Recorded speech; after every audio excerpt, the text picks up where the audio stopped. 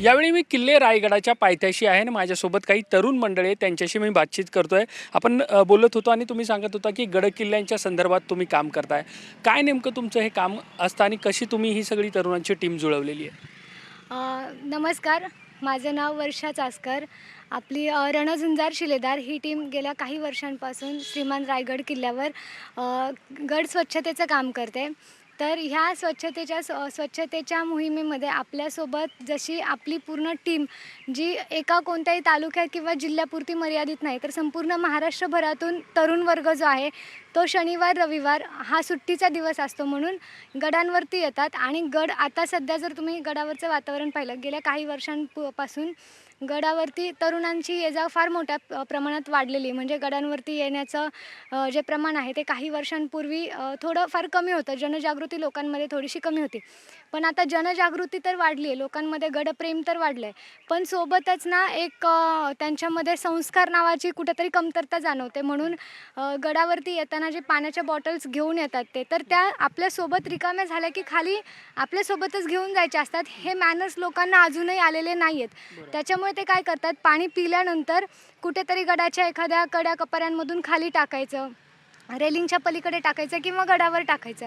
ह्या पद्धतीने गेल्या कित्येक वर्षांपासून हे जे सायकल सुरू आहे, तर गडावरती हळूहळू प्लास्टिक खूप मोठ्या प्रमाणात वाढत चाललं आहे. तुम्ही नेमकं याच्या संदर्भात काय करता? कशा पद्धतीने जनजागृती करता? त्याविषयी काय?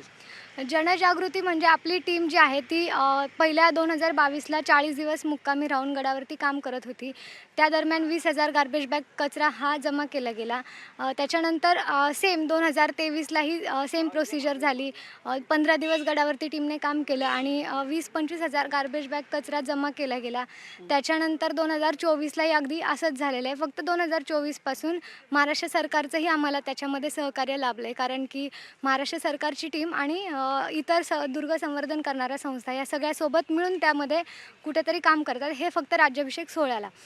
बरं. तर बरं, तरुण मुलांना तुमच्या या सगळ्या मोहिमेत जोडण्यासाठी कशा पद्धतीने तुम्ही वेगवेगळे अभियान राबवता?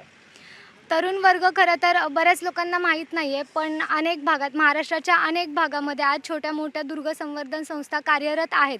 त्या ठिकाणी या संस्थांमधून अनेक तरुण मुलं-मुली जे आहेत 20-21 वयोगटातले असतील, याहीपेक्षा पुढे जाऊन अगदी आपल्या लहान बाळाला ह्याचे संस्कार रुजू व्हावेत म्हणून 3 ते 4 वर्षाच्या मुलांनाही पालक ह्या मोहिमांना घेऊन जातात, जेणेकरून त्यांच्यामध्ये ते संस्कार रुजले पाहिजेत. अशा अनुषंगाने तरुणांमध्ये आज हे वातावरण आहे. ज्या मुलांना महाराज काय आहेत हे माहिती आहे किंवा कुठेतरी जाणून घ्यायचं आहे, ह्या लोकांमध्ये ती जिज्ञासा ऑलरेडी आहे. तर ते मुलं ह्या क्षेत्राकडे आधीच आलेले आहेत किंवा येतात आणि अजूनही येत राहतील. आणि याच्यात सगळ्यात मोठा जो उपयोग झालेला आहे आत्ताच्या काळामध्ये, तो सोशल मीडियाचा.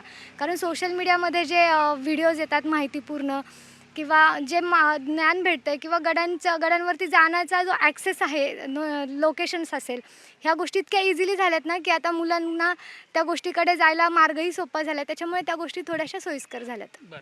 आणखी काही तरुण दुर्गप्रेमी आपल्यासोबत आहेत. आपण त्यांच्याशी बातचीत करूया. मला समजलं की तुम्ही दर महिन्यातून एकदा तरी रायगडावरती येता आणि जे काही तुमचे उपक्रम आहेत, मग स्वच्छतेच्या संदर्भात असतील, जनजागृतीच्या संदर्भात असतील, ते तुम्ही करता.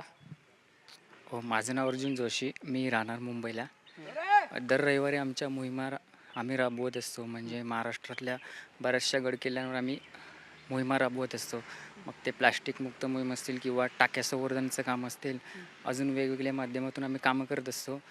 तर आपल्याला माहीतच आहे, गड हे महाराजांचे प्रतीक आहेत.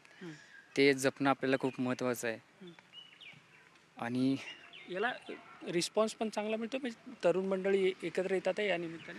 2-3 वर्षापूर्वी बघता रिस्पॉन्स आजकाल जरा जास्तच भेटत चालला आहे सोशल मीडियाच्या माध्यमामुळे. तर याच्या आधी खूप कमी प्रभाव होता या सगळ्या गोष्टीवर. आता सोशल मीडियामुळे तो प्लॅटफॉर्म जरा उघडकीस आला आहे. त्यामुळे महाराष्ट्रातल्या प्रत्येक तरुणापर्यंत हे कार्य पोचतं आहे की गडावर अशा अशा संस्था कामं करतात. आणि महाराष्ट्रामध्ये जवळपास 80+ अधिक दुर्ग संवर्धन संस्था आहेत, त्या गडांवर जाऊन असे कार्य करत असतात. तुम्ही काय सांगाल किंवा तुमच्या काय भावना आहेत किंवा ज्या पद्धतीचं काम तुम्ही सगळे मिळून या गडकिल्ल्यांवरती करताय? नमस्कार, मी दिनेश यादव. मी सध्या सोलापूरहून आलो. आम्ही हे काम करतो म्हणजे आपले जे आपण म्हणतो देव, देश, धर्म. देव आणि धर्म कोणही बघतं, देश हा जपला गेला पाहिजे.